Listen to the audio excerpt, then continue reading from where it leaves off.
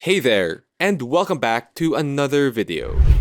So, for today's video, I'll be showing you how to fix your Roblox application if it keeps on crashing. So, if you're trying to play Roblox and you keep getting a crash error, there may be a couple of things you can change in the settings to try and resolve this issue. So, you're going to start out on your desktop just like here.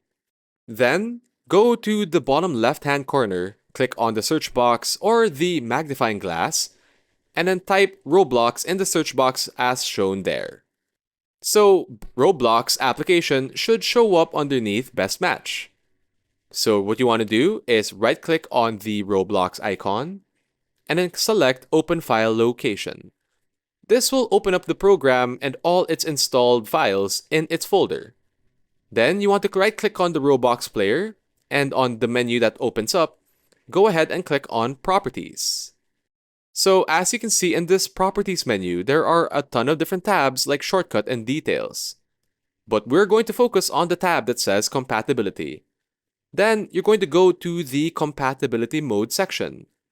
And then just select Run this program in Compatibility Mode for Windows 7 as shown here.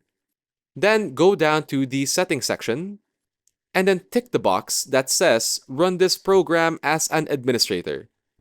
Once you've configured all those different settings, go ahead and click on the Apply button as shown here. So what you want to do next is to run the compatibility troubleshooter. In order to do that, look at this button, go ahead and click it. Then it's going to basically tell you if there are any issues with loading the program with its compatibility mode.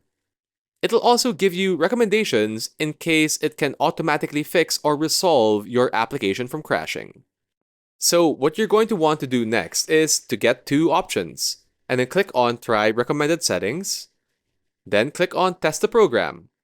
Then it's going to reinstall Roblox and run a quick test to find the best program settings.